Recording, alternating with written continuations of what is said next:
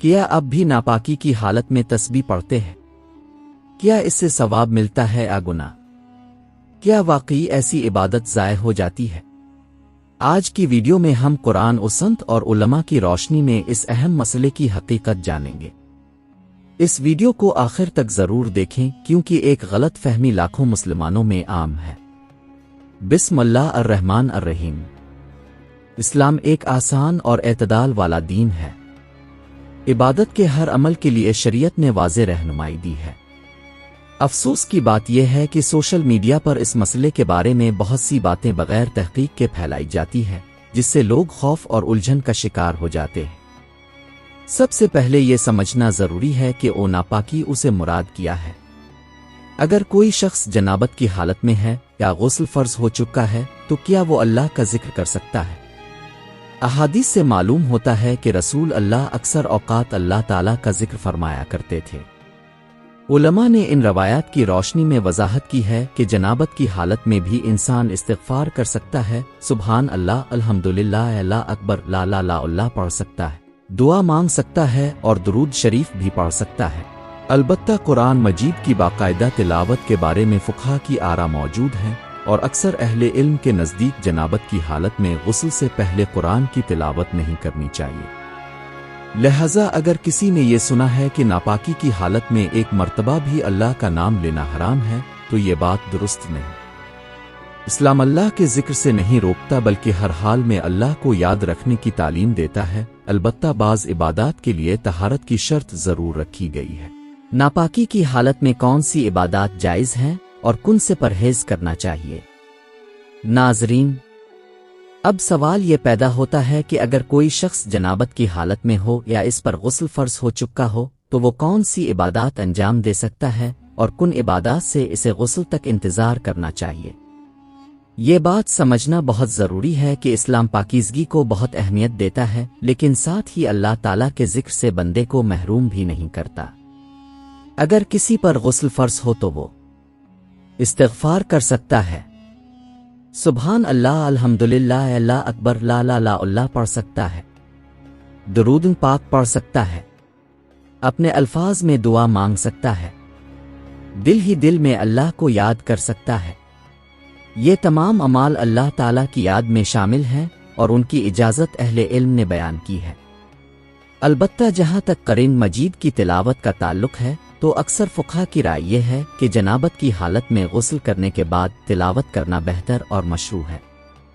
اسی طرح نماز ادا کرنے کے لیے بھی طہارت ضروری ہے، اس لیے غسل کیے بغیر نماز ادا نہیں کی جا سکتی۔ اس موقع پر ہمیں ایک اور غلط فہمی بھی دور کرنی چاہیے۔ بعض لوگ سمجھتے ہیں کہ اگر غسل میں دیر ہو جائے تو اللہ تعالیٰ ناراض ہو جاتے ہیں۔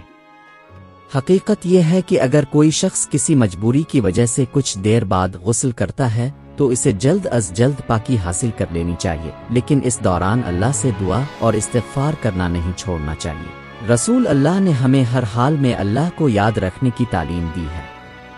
یہی وجہ ہے کہ ایک مومن کی زبان ہمیشہ ذکر الہی سے تر رہتی ہے، چاہے وہ سفر میں ہو، گھر میں ہو یا کسی اور حالت میں۔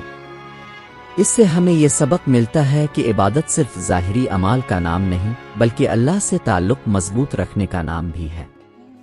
جب بندہ اخلاص کے ساتھ اپنے رب کو پکارتا ہے تو اللہ تعالیٰ اس کی دعا سنتا ہے اور اس پر اپنی رحمت نازل فرماتا ہے۔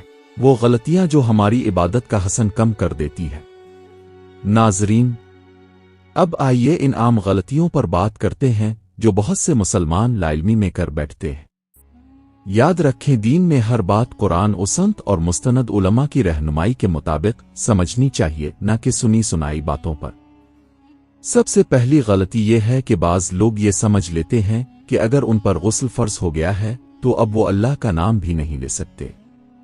یہی غلط فہمی انہیں استغفار، دعا اور ذکر الہی سے دور کر دیتی ہے، حالانکہ اللہ تعالیٰ نے اپنے بندوں کو ہر حال میں اپنی طرف رجوع کرنے کی ترغیب دی ہے۔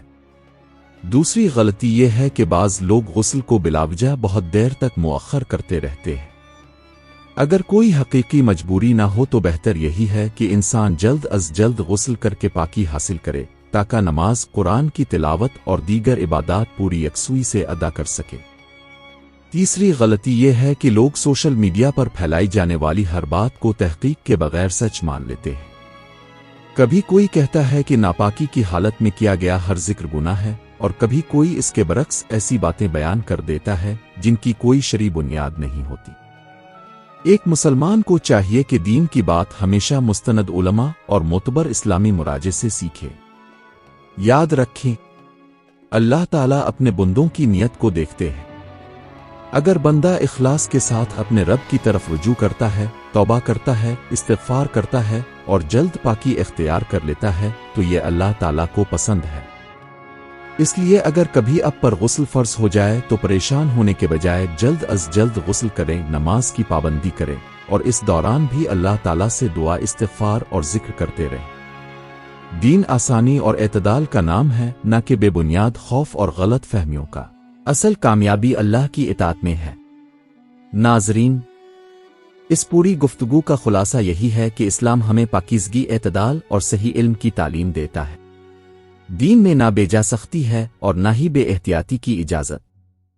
اگر کبھی انسان سے ایسی حالت پیش آ جائے کہ اس پر غسل فرض ہو جائے تو اسے چاہیے کہ جیسے ہی موقع ملے جلد از جلد غسل کر کے پاکی حاصل کرے، کیونکہ نماز اور بعض عبادات کے لیے طہارت ضروری ہے۔ لیکن اس دوران اللہ تعالیٰ کو یاد کرنا، استغفار کرنا، دعا مانگنا اور درود شریف پڑھنا باعث خیر ہے۔ البتہ قرآن مجید کی تلاوت کے بارے میں اہل علم کی رہنمائی پر عمل کرنا چاہیے۔ ہمیں ایسی باتوں سے بچنا چاہیے جو بغیر دلیل کے لوگوں میں پھیلائی جاتی ہے۔ دین کا علم ہمیشہ قرآن، صحیح احادیث اور معتبر علماء سے حاصل کریں۔ کسی بھی ویڈیو یا پیغام کو تحقیق کے بغیر آگے نہ پھیلائیں، کیونکہ دین کے معاملے میں احتیاط بہت ضروری ہے۔ یاد رکھیں، اللہ تعالیٰ اپنے بندوں پر بے حد مہربان ہے۔ جب بندہ سچے دل سے توبہ کرتا ہے، اپنے گناہوں پر نادم ہوتا ہے اور اپنی اصلاح کی کوشش کرتا ہے تو اللہ تعالیٰ اس کی توبہ قبول فرماتا ہے۔ اس لیے مایوس ہونے کے بجائے ہمیشہ اپنے رب کی رحمت سے امید رکھیں اور اپنی زندگی کو نماز، ذکر الہی اور نیک اعمال سے روشن کریں۔ ناظرین کے لیے پیغام: اگر آج کی ویڈیو سے آپ کو کوئی نئی اور صحیح اسلامی بات معلوم ہوئی ہو تو اسے دوسروں تک بھی ضرور پہنچائیں، کیونکہ رسول اللہ نے خیر کی بات پہنچانے کی ترغیب دی ہے۔ ہو سکتا ہے آپ کے ذریعے کسی کی غلط فہمی دور ہو جائے اور وہ صحیح علم پر عمل کرنے لگے۔